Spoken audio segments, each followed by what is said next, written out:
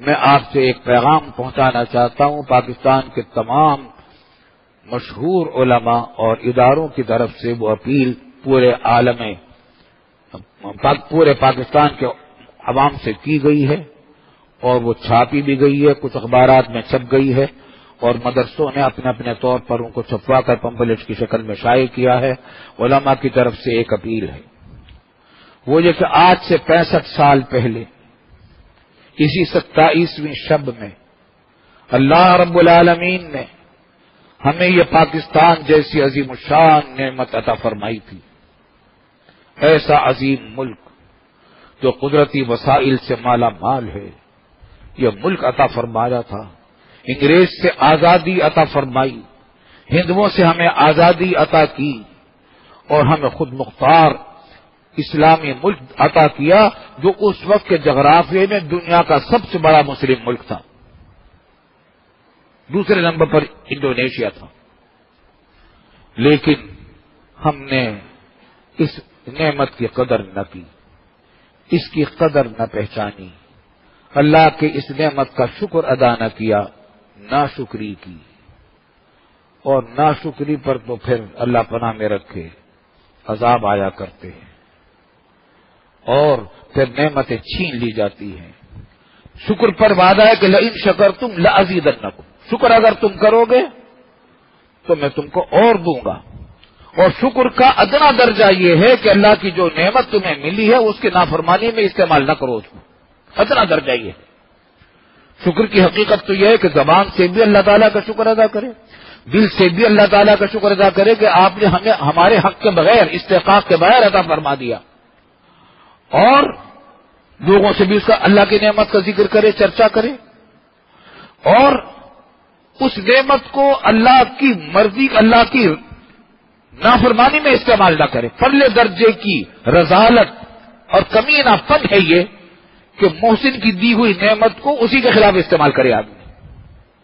اللہ رب العالمین نے ہمیں یہ پاکستان کی نعمت عطا فرمائی، آزادی عطا فرمائی، عزت عطا فرمائی، طاقت عطا فرمائی، اور ہم نے اس پاکستان کی اس نعمت کو اللہ کی نافرمانیوں میں استعمال کیا۔ حکمرانوں نے اسلام نافذ نہ کیا، جبکہ پاکستان حاصل کیا گیا تھا اس نعرے کے ساتھ کہ پاکستان کا مطلب کیا، لا الہ الا اللہ۔ یہ نعرے ہم نے بھی لگائے تھے۔ میرا تعلق اس نسل سے ہے جس نے پاکستان کے لیے جلوس نکالے ہیں ہندوستان میں انگریزی دور حکومت میں، جلسے کیے ہیں، تقریریں کی ہیں، نعرے لگائے ہیں۔ ہمارے یہ نعرے ہمیں بزرگوں نے سکھائے تھے کہ لے کے رہیں گے پاکستان، دینا پڑے گا پاکستان، بٹ کے رہے گا ہندوستان، بن کے رہے گا پاکستان، سینے پہ گولی کھائیں گے، پاکستان بنائیں گے، اپنا سر کٹائیں گے، پاکستان بنائیں گے، خون کی ندیاں بہائیں گے، پاکستان بنائیں گے۔ پاکستان کا مطلب کیا، لا الہ الا اللہ۔ یہ ہمارے نعرے تھے۔ میری عمر 12 سال تھی جب پاکستان بنا ہے، میں دارالعلوم دیوبند میں حفظ کرتا تھا، تو ہم نے اس زمانے میں انگریز کے کانگریس کے مقابلے میں، ہندوؤں کے مقابلے میں مسلم لیگ قائد اعظم کی زیر سرکردگی پاکستان کی تحریک چلا رہی تھی، اور شیخ الاسلام علامہ شبیر احمد صاحب عثمانی علماء کی طرف سے علماء کی قیادت کر رہے تھے، اور ہمارے والد صاحب ان کے دستراز تھے اور بڑے بڑے علماء ان کے ساتھ تھے۔ ہمیں ہمارے بزرگوں نے نعرے سکھائے تھے۔ تو پاکستان ہم نے اس نعرے سے لیا تھا، پاکستان کا مطلب کیا، لا الہ الا اللہ۔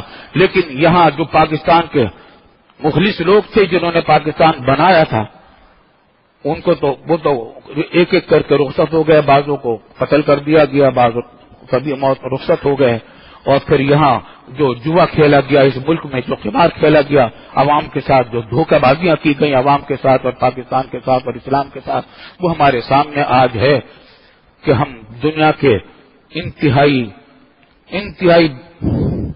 بدنام قوم بنے ہوئے ہیں، بدنام ملک بنے ہوئے ہیں۔ دنیا میں کہیں ہماری عزت نہیں۔ ہم روزانہ دیکھتے ہیں، ہر پاکستانی دیکھتا ہے جب کسی دوسرے ملک میں جاتا ہے، دوسرے ملکوں کے لوگ گزر رہے ہیں ایئرپورٹ پر اتر کر امیگریشن سے، اور ہمارا پاسپورٹ آیا اس کے ہاتھ میں سبق، ذرا آپ ذرا ٹھہر جائیے، آپ ٹھہر جائیے، کیونکہ سبق پاسپورٹ علامت اس بات کی کہ یہی ہے کہ کسی چور کا پاسپورٹ ہے، کیونکہ پاکستانی ہے، اور پاکستانی چور ہوتے ہیں، بدماش ہوتے ہیں، ڈاکو ہوتے ہیں، دہشت گرد ہوتے ہیں. ہماری پہچان اب یہ ہو گئی ہے. تو بھائی ہم نے اب اتنے گناہ کیے، ہمارے لیڈروں نے بھی کیے، حکمرانوں نے بھی کیے، اپوزیشن نے بھی کیے، عوام نے بھی کیے، تاجروں نے بھی کیے، وڈیروں نے بھی کیے، چودھریوں نے بھی کیے، عوام نے بھی کیے، ہم نے بھی کیے. اس کا نتیجہ یہ ہے کہ آج پاکستان 65 سال کے بعد اپنی آزادی کے لالے پڑے ہوئے ہیں اس کے اوپر. اتنی قربانیوں سے ہم نے یہ وطن حاصل کیا تھا. 1 کروڑ کے قریب مسلمانوں نے اپنے سر کے وطن کر کے یہاں آئے تھے. دہلی سے گاڑیوں کی اسپیشل گاڑی چلتی تھی مہاجرین کی. جب لاہور راستے پنجاب مشرقی پنجاب سے گزرتی تھی، امرتسر وغیرہ سے، لدھیانہ امرتسر وغیرہ سے لاہور پہنچتی تھی تو ہڈیاں اور گوشت کے علاوہ اس ریلوں کے اندر کچھ نہیں ہوتا تھا. مسلمانوں کی ہڈیاں اور گوشت ہی گوشت ہوتا تھا. ایسا قتل عام ہوا ہے مشرقی پنجاب میں. وہ ہم اس زمانے میں وہیں تھے، دیوبند میں تھے. یہ ساری خبریں ہم اخبارات میں بھی پڑھتے تھے، ریڈیو پر بھی سنتے تھے. ایسی قربانیوں کے اس ملک کو اس قربانیوں کے ساتھ حاصل کیا گیا، اور ملک بھی ایسا. بات لمبی ہو جاتی ہے. میں کہہ رہا تھا کہ سب قدر کی رات ہے، اس میں عبادت کرنی چاہیے، لیکن بات جب آتی ہے تو کہنا پڑتا ہے. اصل میں ایک بات اور بھی ہے، ہم پاکستانیوں نے پاکستان کی قدر نہ کی. گھر کی مرغی دال برابر والا معاملہ. لوگوں کو یہ پتہ ہی نہیں کہ پاکستان کیا نعمت ہے. آپ اگر پاکستان سے باہر جائیے پھر آپ کو پتہ چلے گا پاکستان کیا نعمت ہے، کیسی نعمت ہے. میری تائید کریں گے وہ سب لوگ جو پاکستان سے باہر دوسرے ممالک میں ہو آئے ہیں. دوسرے ممالک میں الحمدللہ میں نے بھی دنیا بہت دیکھی ہے. میں نے یورپ کے تقریباً تمام بڑے بڑے ممالک اور درجن سے زیادہ ممالک دیکھے ہیں. امریکہ کے سارے بڑے بڑے ممالک دیکھے ہیں. افریقہ کے بڑے بڑے ممالک دیکھے ہیں. ایشیا کے سارے ممالک دیکھے. چائنا کو ایک کنارے سے دوسرے کنارے تک دیکھا ہے. افریقہ کو ایک کنارے سے دوسرے کنارے تک دیکھا ہے.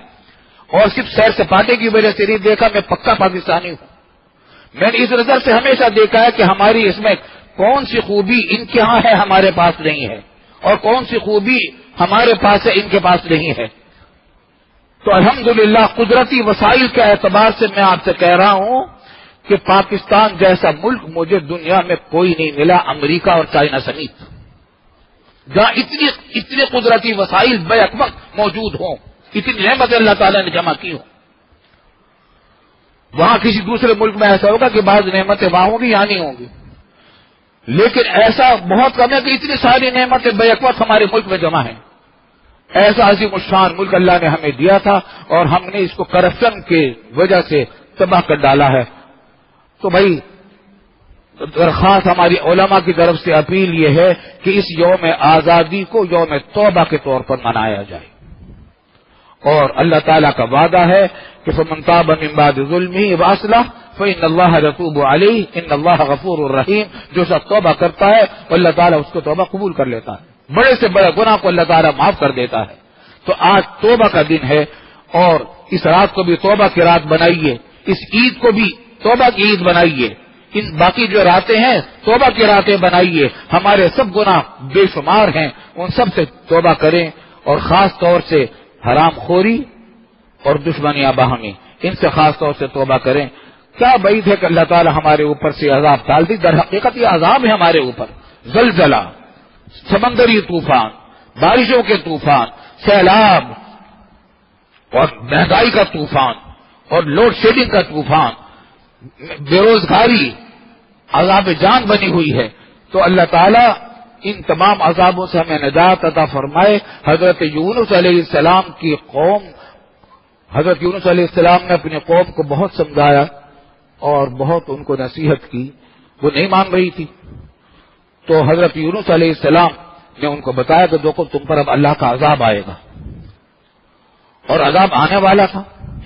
چنانچہ حضرت یونس علیہ السلام وہاں سے اپنی قوم کو چھوڑ کر چلے گئے. جب وہ چلے گئے تو قوم کو ڈر لگا کہ نبی ہم سے ناراض ہو کر چلا گیا، مایوس ہو کر چلا گیا ہے. انہوں نے توبہ کر لی اور اپنے گناہوں سے توبہ کر کے گڑ گڑا کر اللہ کے سامنے توبہ کر لی، اللہ تعالیٰ نے عذاب ٹال دیا۔ تو وہ قوم حضرت یونس علیہ السلام کی قوم اللہ کے اس عذاب سے اپنے توبہ کی وجہ سے بچ گئی۔ اس واسطے جو کچھ عذاب آئندہ آنے والے نظر آ رہے ہیں ہمیں پاکستان پر، اللہ تعالیٰ پناہ میں رکھے، ان سے بھی بچنے کی ضرورت ہے، اور جو آئے ہوئے ہیں ان سے بھی نجات کی ضرورت ہے۔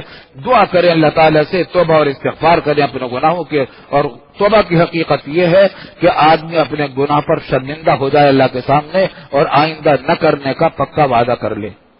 پھر اگر خدا نخواستہ پھر گناہ ہو جائے، توبہ ٹوٹ جائے تو پھر تو جوڑ لے اور پھر توبہ کر لے۔